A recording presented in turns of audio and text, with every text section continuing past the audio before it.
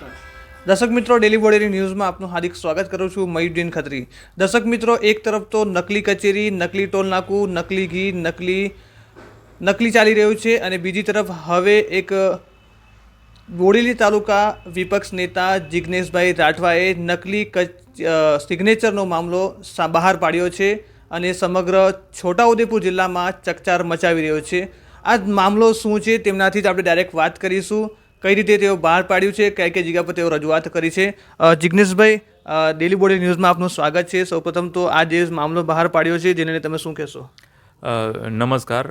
આજે મામલો બહાર પાડ્યો છે એની અંદર આપણે તાલુકા વિકાસ અધિકારી જોડેથી જે વિગત લીધેલી તેના માધ્યમથી અને મને જે એપ્લિકેશનના માધ્યમથી મળેલ વિગત અનુસાર આપણે જિલ્લા વિકાસ અધિકારી, કલેક્ટરશ્રી અને આપણા એસપી શ્રી છોટાઉદેપુરને આપણે તપાસની માંગ કરેલી છે કે બંનેમાં તફાવત કેમ, એના માટે તટસ્થ તપાસ થાય અને તપાસ થાય તો સમગ્ર મામલો વધુ ગંભીર બને તે માટેની આપણે માંગ કરેલી છે.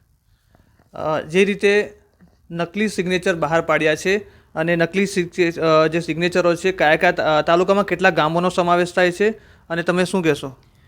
બોડેલી તાલુકાની 19 પંચાયતો છે જેમાં વહીવટદાર નિમાયેલા છે, સરપંચ નથી. તે પંચાયતોની 19 ગ્રામ પંચાયતનો સમાવેશ થાય છે. તમે જે બહાર પાડ્યું છે અને શું સામે આવ્યું છે અંદરથી?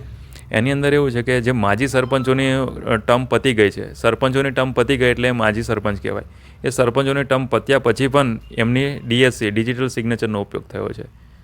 જ્યાં વહીવટદાર તરીકે વહીવટ કરતા હોય ત્યાં કર્મચારીઓ જે અધિકારીઓના નેતૃત્વ હેઠળ, બરાબર, તો ત્યાં વહીવટદારની સિગ્નેચરનો ઉપયોગ થવો જોઈએ, પણ ત્યાં માજી સરપંચનું સિગ્નેચરનો ઉપયોગ થયો છે. બરાબર. આગામી તમારી શું વાત રહેશે? આગામી સમયમાં તંત્રને મારે કહેવું છે કે આવી અનેક આ રીતે જો નકલીના નામે આવું બધું થતું હોય તો આવું ના થવું જોઈએ. આદિવાસી વિસ્તાર છે, અહીંયા સરપંચો બી એટલા બધા એજ્યુકેટેડ નથી અને કોઈને ખબર જ નથી પડતી કે વિકાસ કેવી રીતે થાય. જો આવું વહીવટતંત્ર જ આખું આ રીતે ચાલતું હોય, બરાબર, તો પછી કોઈને કંઈ કહેવાનું શું રહ્યું? કોંગ્રેસના જે ગઈકાલે પણ એક કોન્ફરન્સ થઈ હતી તે બી તમે શું કહેશો?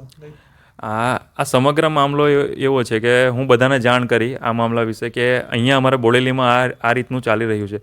તો આની અંદર એ લોકો મારા માધ્યમથી જે મેં વિગતો મોકલાવી તેનો પણ એ લોકોએ અભ્યાસ કર્યો છે. અભ્યાસ કર્યા પછી જ આ સમગ્ર મામલો આપણા મીડિયા મિત્રોના માધ્યમ સમક્ષ રજૂ થયો છે અને આ વિષય પર અમે તપાસની માંગ કરી છે, પણ આજની તારીખ સુધી કોઈ પગલાં લેવાયા નથી. દર્શક મિત્રો, જે રીતે નકલી જે સહીનો જે મામલો છે હજુ સુધી કોઈ તપાસ થઈ નથી અને વધુ તપાસ થાય અને ન્યાય મળે તેવી માંગ કરી રહ્યા છે. મયુદ્દીન ખત્રી, બોડેલી, છોટાઉદેપુર.